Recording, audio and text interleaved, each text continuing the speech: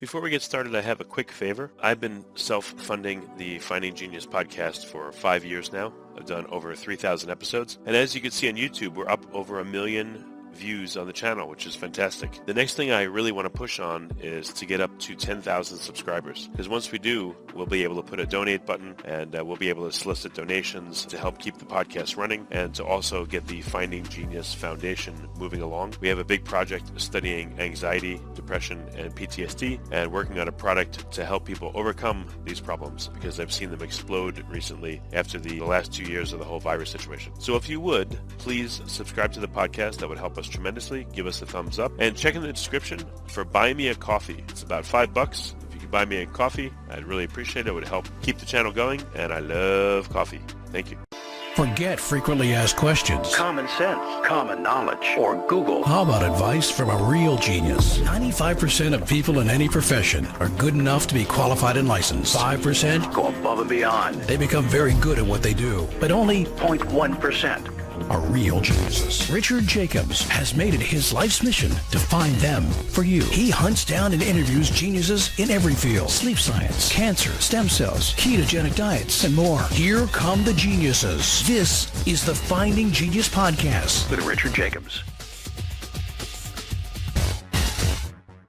Hello, this is Richard Jacobs with the Finding Genius podcast. My guest today is Tackett. He's a pastor and founder of the Engagement Project. I also saw him as, I guess, the head protagonist, you can call it, on his Genesis History, which was a really fantastic, well, actually two movies so far that are on YouTube and various other places that talk about, I guess I would call it maybe biblical geology or substantiation for God by looking at geology and at geological forms. So I'm glad to have him here. So welcome, Dal. Oh, thank you, Rich. It's good to be with you.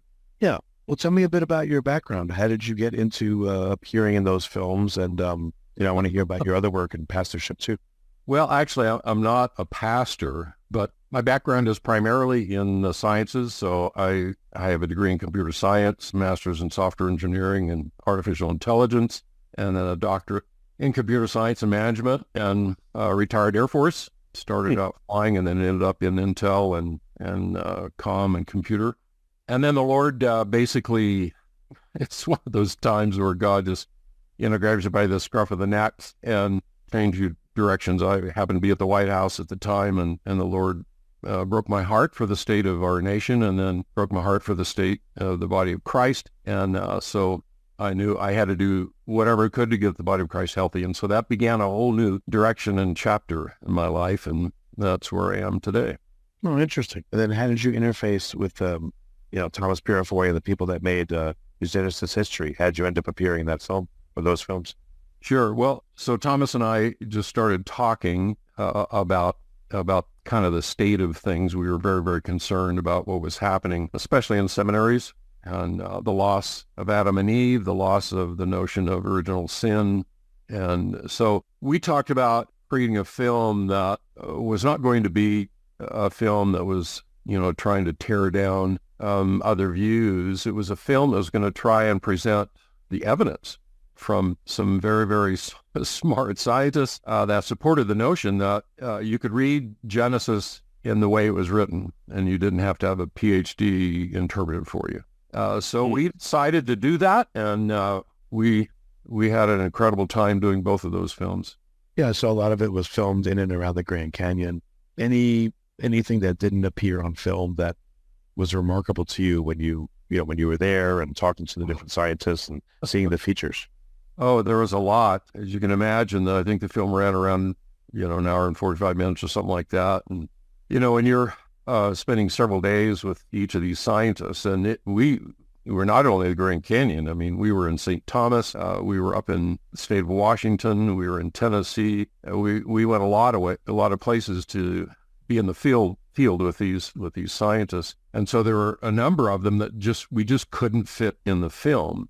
One was talking with Dr. Larry Vardamer up at the base of Mount Shuxton, a big glacier in the background. We snowshoed back in there. The other was just an incredible talk with Dr. Joe DeWeese about the topoisomeres in the cell, and just incredible, exquisite complexity and design of of that inner cell. And so those did not make the film. They were put in subsequent DVDs, but they did not make the original main film. So what was the experience like for you to go to these places? A lot of people that do anything in archaeology, they're going to be going to Israel or Jordan or places like that. But right here in the U.S., you were able to, see different things, but still things that speak to God's hand on the world. Sure. Well, for example, going to Mount St. Helens with Dr. Steve Austin and viewing the reality of what we know happened there. Dr. Steve Austin calls it the Rosetta Stone for geology, because we know exactly how those layers are formed. We know exactly how that granite was cut. We know how the canyon was cut because we were able to observe it. And so we spent several days filming in that area. And for me, just to be able to have the opportunity to be with these really genius scientists who are dedicated to their work and dedicated to the professionalism of their work. And so that was a delight for me. My job is primarily to kind of be the interpreter, because sometimes, the genius that resides inside these great scientists sometimes can talk in ways that are difficult for the normal person to understand. So my job was basically to say, now, is this what you just said? And so forth. So I enjoyed it immensely. It was a lot of travel, but boy, I would do that again in a heartbeat. Yeah, so in particular with Mount St. Helens, I believe it was said that when the explosion happened, a whole lake was blown out of its lake bed and moved hundreds of feet to the north. Is that right? Like, how would you describe what happened? Well, what happened, this is Spirit Lake that you're talking about, and when the eruption occurred, what it actually did was you splash. If you can talk about a lake splashing, the entire lake splashing up on the side of the mountain, which basically scrubbed that mountain. And so all of the trees that were up there, it just basically, uprooted all of them. And then when the water came back down into the lake bed, it came down higher than it was before, just because of the eruption and the mud flows and all of that. And they thought, when the pilot was flying over that area shortly after, they thought that Spirit Lake was gone. But what they didn't realize was that this log mass, all of that timber, was now floating on the top of the lake, and you couldn't see the lake because of it. And so that, in fact, I went there to Spirit Lake, and we actually got on top of that log mass. It's still there after all of these years. Now, a lot of those have been saturated and have sunk to the bottom and are being buried just in pre-coal layers, just like we see in coal layers, around the world, but they're being buried in the same way. But there's still a large log mass that's still on that lake, and the wind blows it from one end to the other, I think, over time. It would be funny if there was a creature they called the log mass monster. That wouldn't surprise me, would it? Someone would come up with a way to make that story. Yeah, but please continue. Go ahead. So in particular, seeing that, what did that dramatically shorten the timeline of when that's been observed in other areas? What was the assumed timeline versus the timeline of what we know happened? I guess Mount St. Helens erupted in 81, I believe? Yes. And there were subsequent eruptions there that actually melted a glacier, and the water, just that water and the force of water cut through solid granite in a matter of minutes and hours, and then cut out the canyon. A lot of the mud flows had laid down layers, just like we believe happened in the flood, all the sedimentary layers that we see around the world. And then that massive amount of water just cut out that whole canyon, as we believe now happened in Grand Canyon. So all of that happened, within mere minutes, geologically speaking, and all appeared in such a way that someone might look at it and think it took a long, long time, but it didn't. It was a very rapid destruction and redisposition of material. What if you took samples from the strata, of the formations there, and you sent it off to a lab blind, and you asked them to date it, date the strata? Has anyone tried that? And if so, what kind of data did they get back?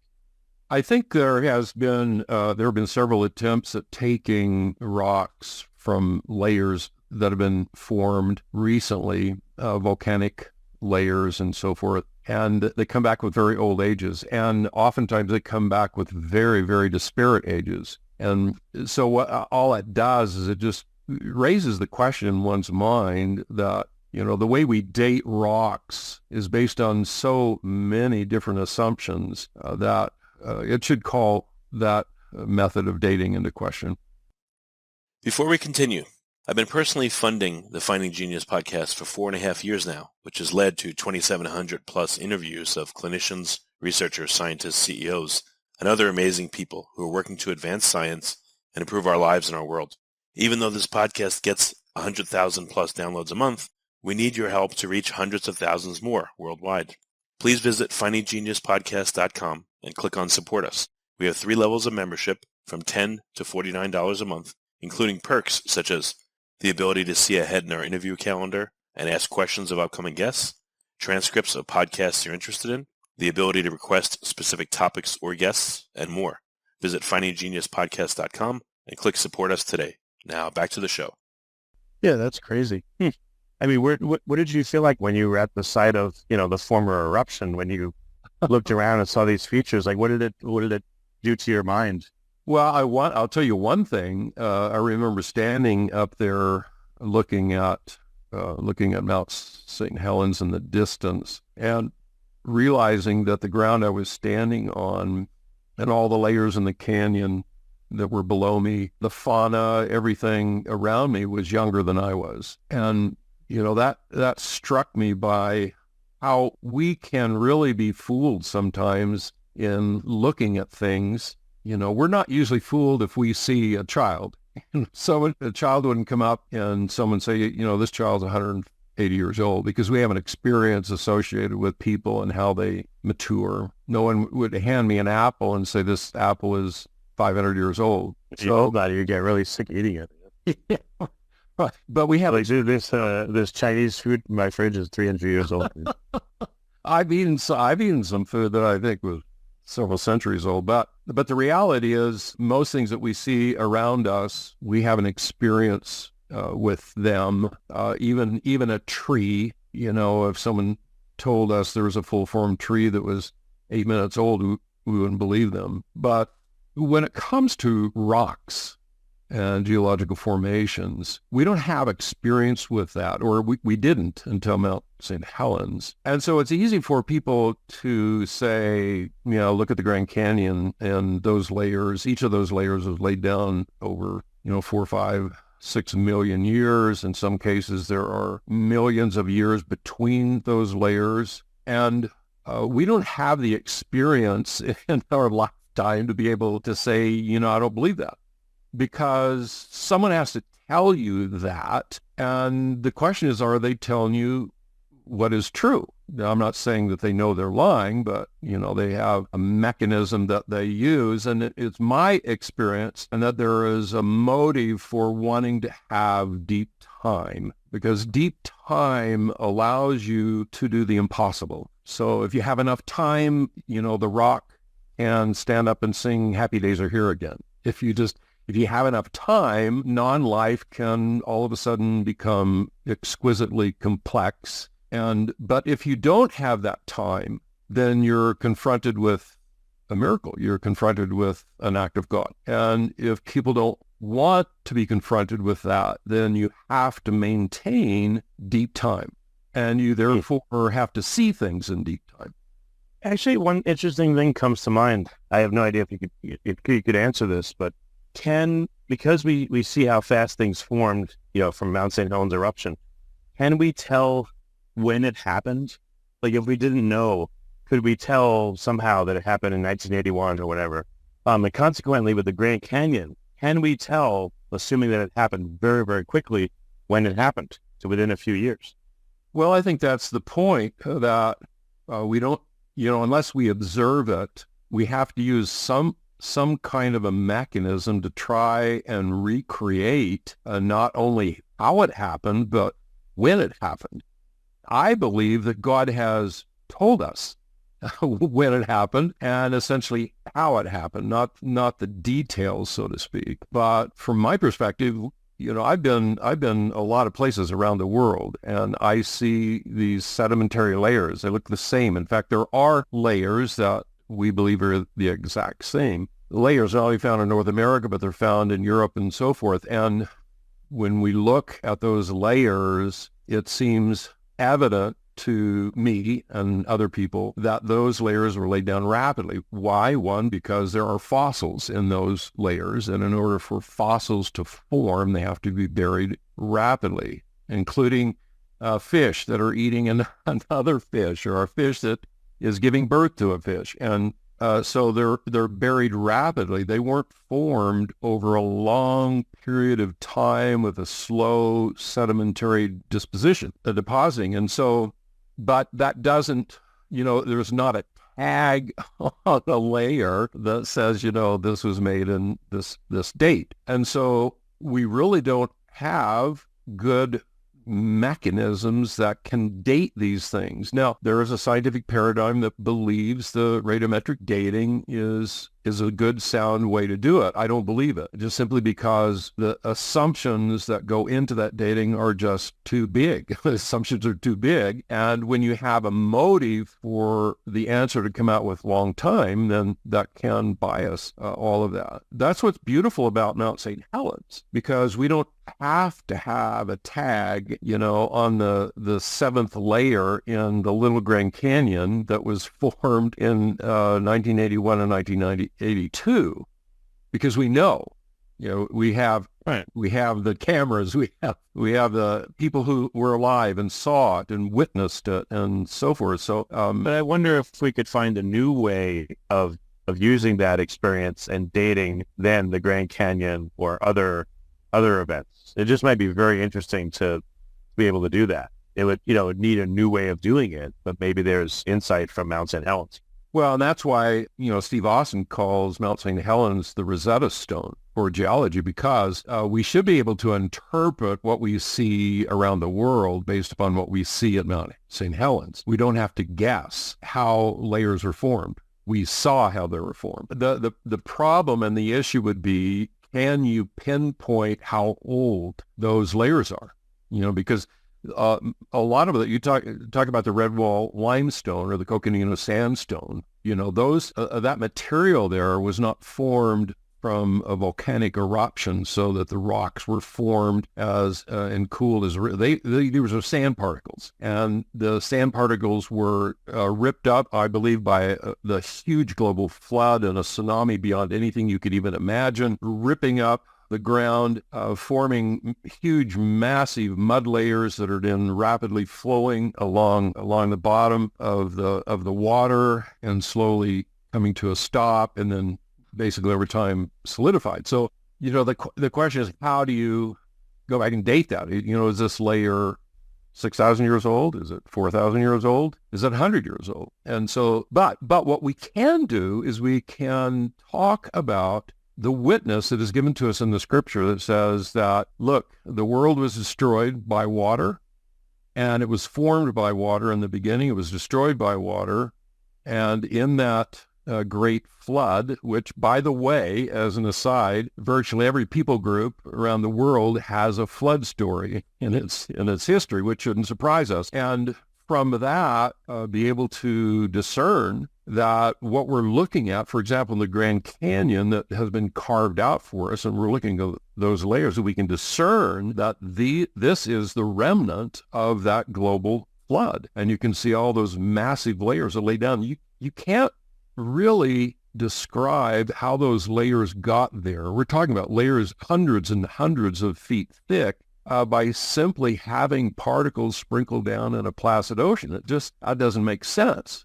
But a flood, like we saw at Mount St. Helens, does, because it did lay down layers, all of them hydrosorted and laid down and then carved out by massive water flows. So we have the ability through Mount St. Helens to now say, hey, here's a mechanism that we know of, and it looks similar to virtually everything we see around the world. Why not consider that all these layers are laid down catastrophically, and if there are canyons, they were cut catastrophically. So, Yeah, that's amazing.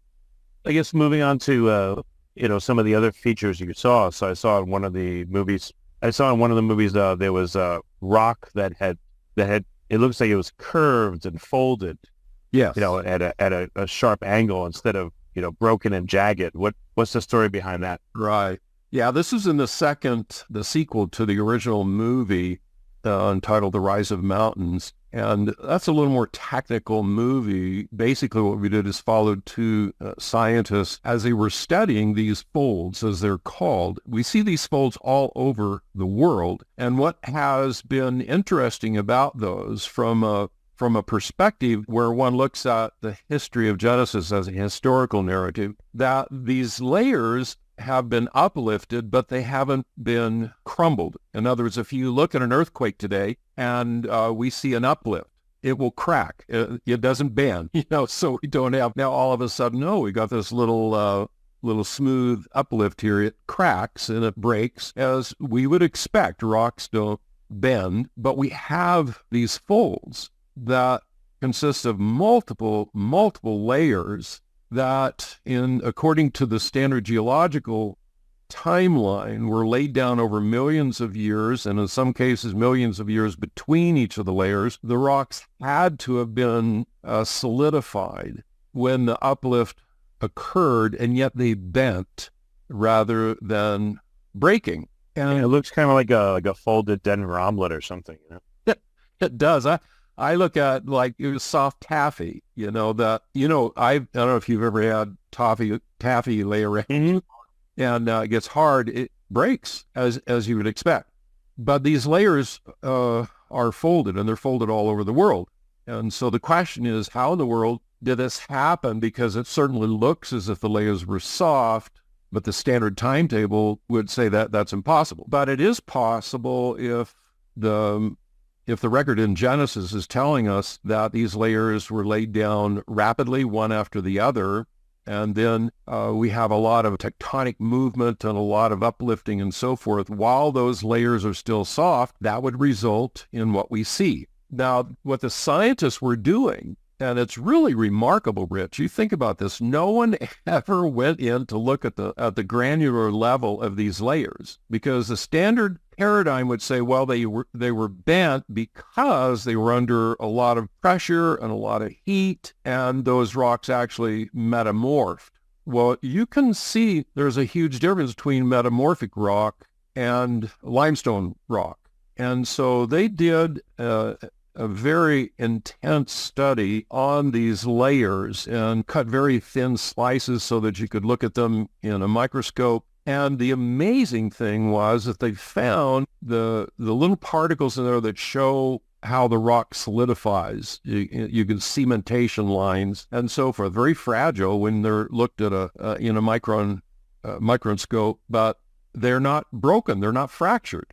And so the conclusion has to be that these layers cemented after they were bent. They didn't solidify before they were bent. They solidified after. And that is a remarkable, remarkable discovery, because what it does is it basically says, look, the standard paradigm associated with geological timetable is wrong. And it turns it on its head. So I was fascinated by that study, fascinated by being able to put that film together and to talk with the scientists as they did that work. Yeah, that's really cool. Any other features that really just knocked your socks off that you were amazed to see? Well, we talked about in the original movie, I mentioned earlier, Dr. Joe DeWeese was talking about this mechanism that we've found inside the cell. He was doing cancer research. And one of the things they discovered, it was a mystery in the very beginning when Dr. Crick discovered DNA, he and Dr. Watson, they knew that DNA held all the code for all of the pieces that the cell needed. So if the cell needed a new carburetor, for example, there was code buried down in the DNA somewhere for building a new carburetor. And they knew that the DNA strand, had to somehow be opened up in order for that code to be exposed. At the time, they didn't even really know how it was read, but they pondered how that could happen. They thought, well, if you start to pull it apart in one end, then it's going to supercoil. But now we know, and that's what Dr. Joe DeWeese was describing, that we have this machine called the topoisomerase, and it somehow, when we don't know how, when the cell needs a new carburetor, I'm using that just as an example here, that this cell knows exactly where that code is. And it goes to the DNA strand and it clips it at the start of the code and clips it at the bottom of the code, pulls it out and unwinds it. And then the other mechanisms come in, read the code, and which is incredible, how all that happens, and it builds a new carburetor, and it waits until, you get a good thumbs up that we got a good carburetor, and then it winds that piece back up in the right number of revolutions, puts it back, and welds it, the DNA strand back together, and it goes away. I just stood there with my mouth hanging open. I was thinking, are you kidding me? This has to be, along with a lot of the other things itself, it has to be one of those things where someone, if they are open, if their eyes are open, has to say, this could not have happened by random processes. That is possible. So I interviewed one scientist. He had said that the number of possible combinations of things that could happen in the human body was like 10 to the 70,000. And I cracked up laughing because the number of atoms in the universe is supposed to be like something 10 to the 80.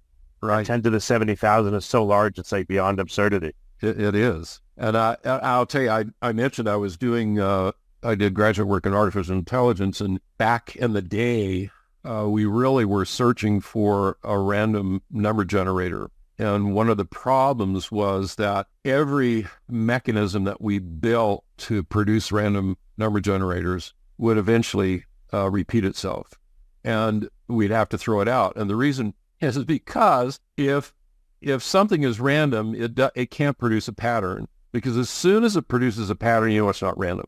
And we look at the human body, just the human body, and look at the eye. You look at the digestive system, and to say a random process produced order, that doesn't equate. You can't even say that. But we have to hang on to the notion that random processes produced all of this given enough time, because if we don't, then we're confronted with a divine hand. We're confronted with creation.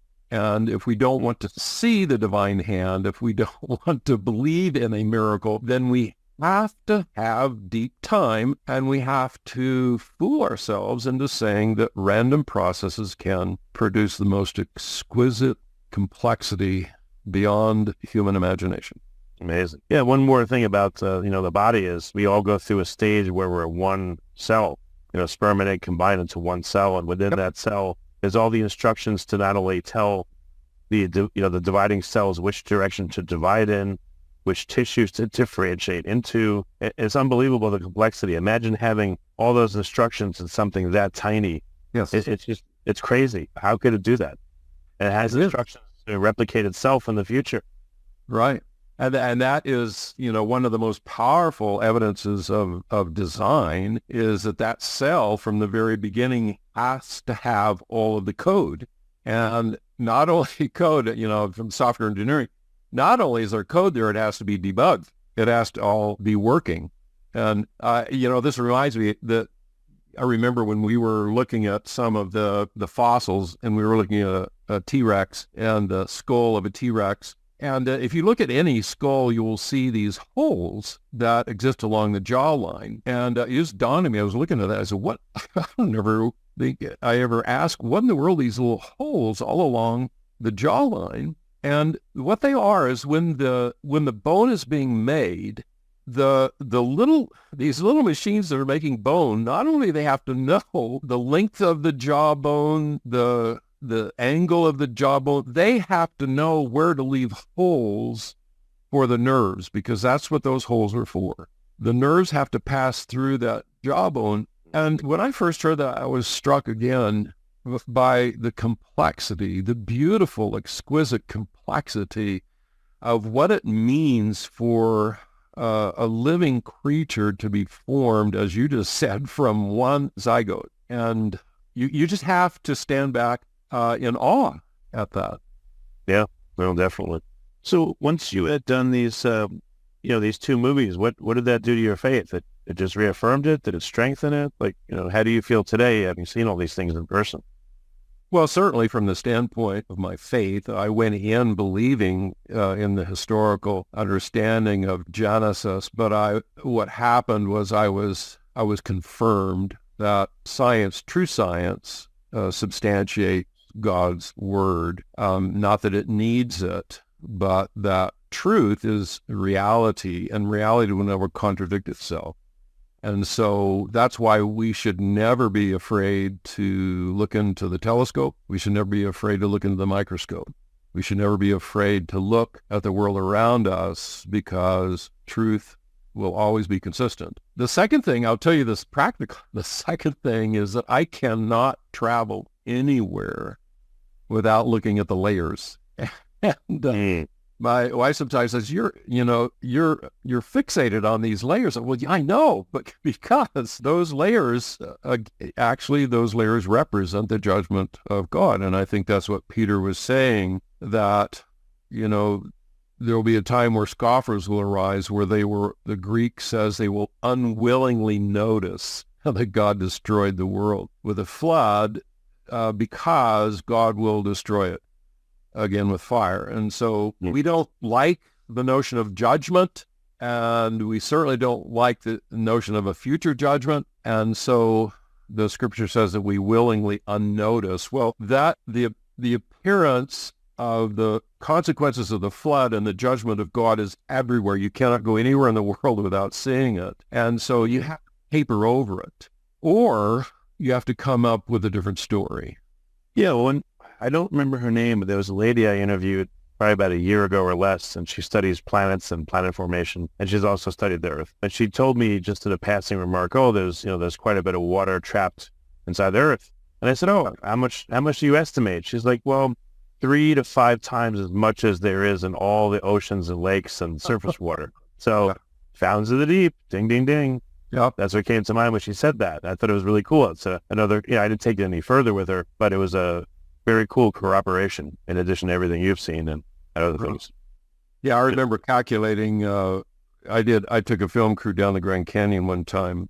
At the time, I was going to create a short film called Listening to the Canyon. That didn't happen. It hasn't happened yet anyway, but I calculated just the amount of surface water that we have today. If the Earth were a cue ball, there are no mountains or whatever, just a cue ball, that there's enough water in the oceans to be over 5,000 feet thick all around and now that doesn't now include the amount of water which we now know is trapped in layers beneath the surface, which and I'm not refuting what she said. I would agree with it. I suppose I just don't know. But what did she say? Three times? Yeah, like 3 to 5 times as much as all the surface water on the globe. Right. Yeah. So, now we're talking 3 to 5 miles above the surface of the earth. So that's a lot of water. And what the scripture says is that the earth was covered in water in the beginning, and God is the one that used that water to form. I think he used the water to form the dry ground, pulverized it, created, rich earth and so forth. But that was before the flood. Amazing. So what future projects are you working on right now? Well, I did a number of years ago, I did the Truth Project, which really has gone all over the world, not because of me. 20 million people have seen it and more. I did a follow-on to that, the Engagement Project, which I think is the only way forward for the people of God. And so now I'm just about finished with a book on the resurrection. And actually, I'm hoping I've written kind of a partial script for another sequel to the Is Justice History called The History of Climate Change. And what I'd like to do is help people see that, when you get caught up with a very, very short time frame, looking just at a slice of Earth history, you can end up being fearful, hand-wringing, heart-melting, and so forth. But if you look at the Earth, especially from the standpoint of a creational view of the flood and so forth, and the ice age and all the things that occurred, we've had tremendous amount of climate change. I would start that film standing on the Sahara Desert and say, this used to be a very lush rainforest. That the climate has been changing in some cases drastically, and what we see happening today is very, very minor compared to what has happened in the past. Anyway, so there are a number of things in the fire, we'll say. We'll see.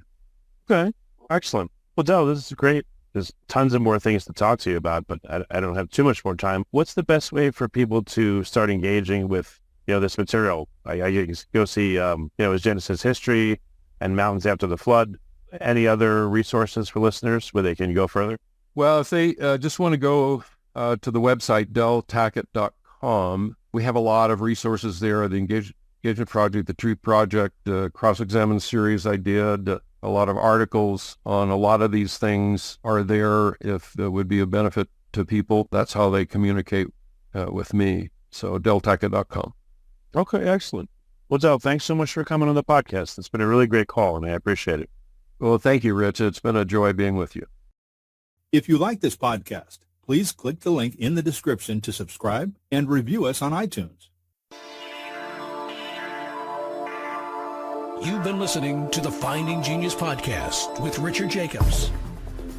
If you like what you hear, be sure to review and subscribe to the Finding Genius podcast on iTunes or wherever you listen to podcasts. And want to be smarter than everybody else? Become a premium member at findinggeniuspodcast.com.